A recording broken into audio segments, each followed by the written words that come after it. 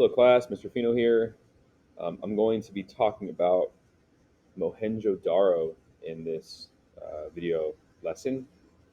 Here we have an image of the ruins of Mohenjo-daro.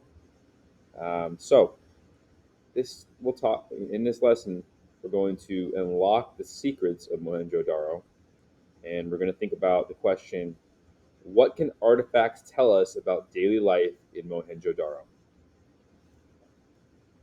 So let's start with a bit of an introduction here. Well, before I get to the introduction, um, here's some location stuff. So Mohenjo-daro is located along the Indus River here in northwestern India, and here we have kind of this cool illustrated map. So it probably would be right here, right? That I think that's probably the Great Bath, which I'll talk about here shortly. All right, so now let's get to the introduction. The geography of the Indian subcontinent affected where early people lived. Early settlements in this region were in fertile river valleys. Visiting the settlement of Mohenjo-daro highlights some similarities between ancient India and modern society. Mohenjo-daro was one of many settlements in the Indus River Valley. These settlements became known as the Indus Valley Civilization or the Harappan Civilization after another city at the time, Harappa. Civilization flourished for about 800 years from about 2700 BCE to 1900 BCE. Harappa and Mohenjo-daro were the two great centers of the Indus Valley Civilization. In 1922, the archaeologists found the ruins of Mohenjo-daro, meaning place or hill of the dead. They excavated the city and discovered that it had two main parts. The first part was a raised area that was used as a citadel or fortress. Like you see here, this is a much fancier citadel, but same idea. Because the citadel was surrounded by a wall, people may have gathered there for safety during times of trouble. The second part of Mohenjo-daro was below the citadel and had many houses and workshops. This lower city is likely the area where most people lived their daily lives. What was daily life like in Mohenjo-daro? In this lesson, you will unlock some secrets of this ancient city. You'll explore its ruins and study its artifacts. What do these clues reveal about the city's people and their civilization? So here are the ruins of Mohenjo-daro. This up here would be the citadel that was mentioned, the fortress in the top, surrounded by walls where they said people would hide out from invaders. Let's see here. So um,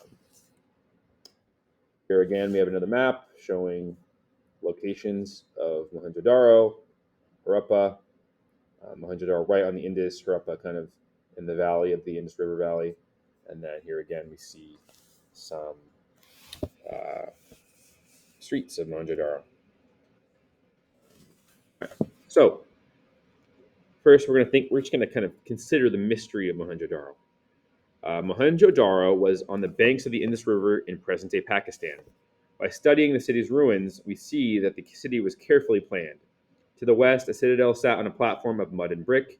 Below the citadel, 9 streets divided the lower city into blocks like those of a modern city.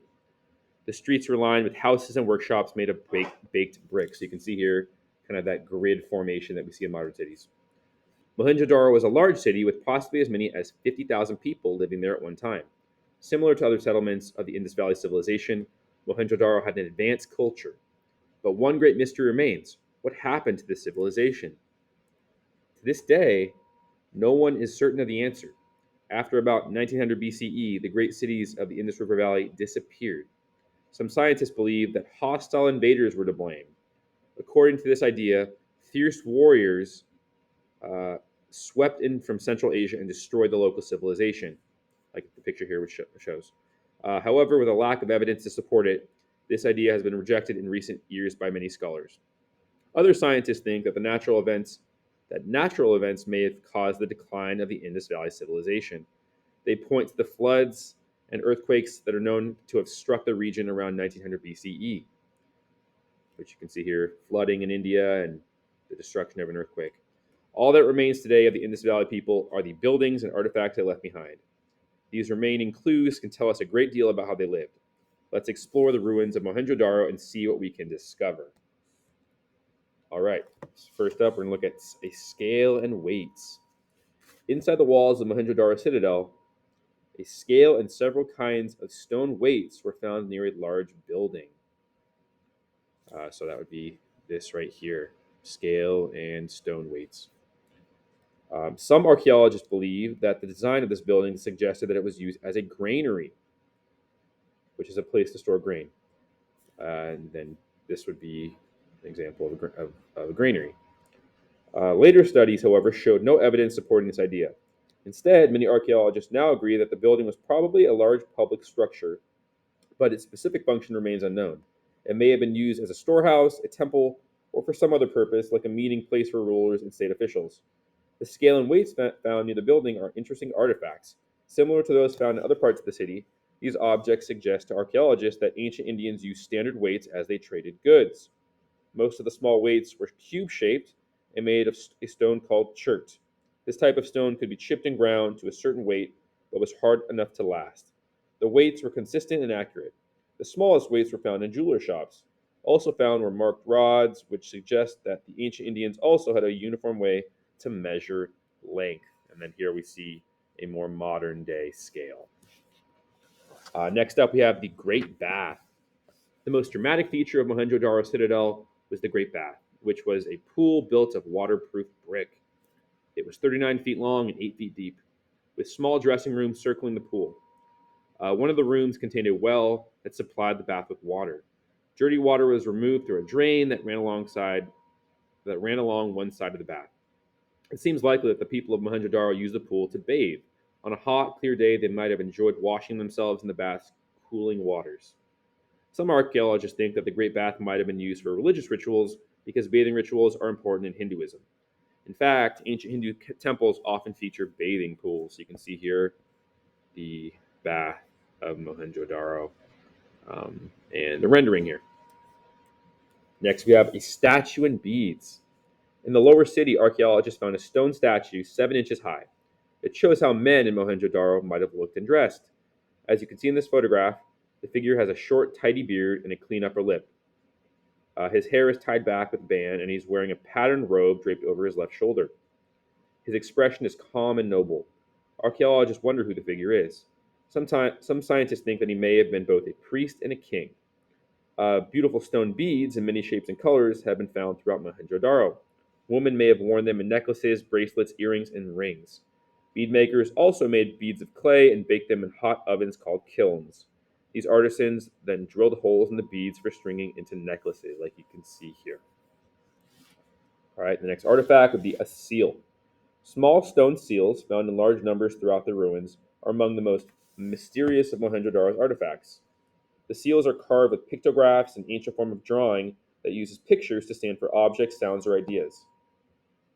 Um, More than 400 pictographs have been discovered, but archaeologists know little of their meaning. Many seals show animals such as buffalo, bulls, tigers, elephants, rhinoceroses, fish, and crocodiles. Although no one knows how the seals were used, some scientists have made some educated guesses. Many of the seals have a small loop on the back, so perhaps people wore them as charms to keep away evil. The seals may also have been pressed into wax to make a kind of tag that merchants might have placed on their goods to indicate who owned them. Next, and this is very important, is a sewer system. A great achievement of Mohenjo-daro was its advanced sewer system, which was designed to remove wastewater from houses. Mohenjo-daro's complex system of drains, pipes, wells, and bathrooms set the city apart from other settlements of its time. 2,000 years would pass before the world would see another system like it in ancient Rome. A network of clay pipes connected Mohenjo-daro's buildings and homes to the main sewer system. Dirty water and waste flowed in channels along the street, which then emptied into the Indus River.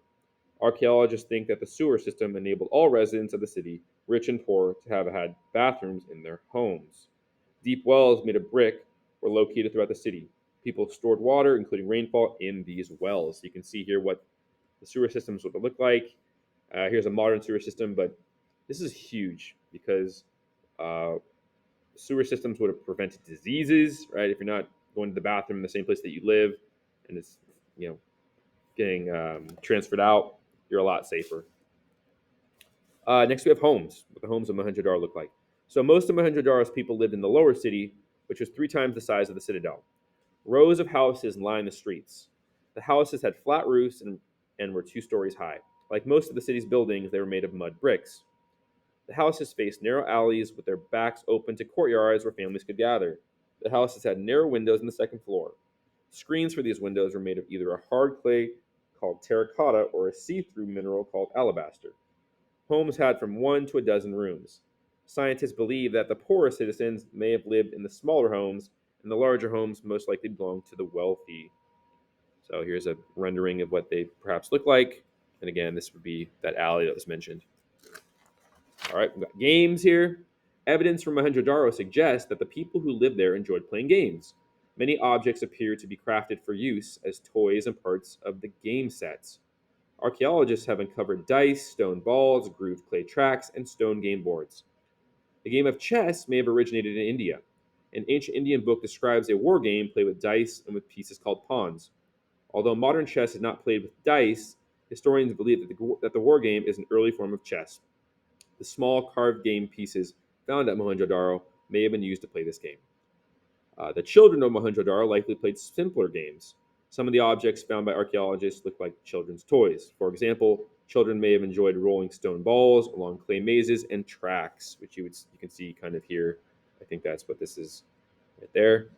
Just some examples of the games they would have played and the toys that the kids would have played with. Uh, the last artifact discussed here are clay models. Throughout Mohenjo-daro, archaeologists have found small clay models, most of which are made of terracotta. In one model shown here, right here, 2 bulls are attached to a yoke or a wooden harness. The bulls are pulling a person in a 2-wheeled cart. This model may be a form of ancient toy, but archaeologists believe that it also demonstrates how people transported farm goods to the city's markets. It is likely that on market day, farmers loaded their crops into carts. The crops may have included barley, cotton, dates, melons, peas, rice, sesame seeds, and wheat. Then the farmers hitched their bulls to the carts and headed to market, where they sold or traded their goods with other farmers. All right, so in this lesson, we explored some different artifacts from the ruins of the 2 parts of the city of Mohenjo-daro, allowing us to learn about daily life in the Indus Valley civilization. Thank you.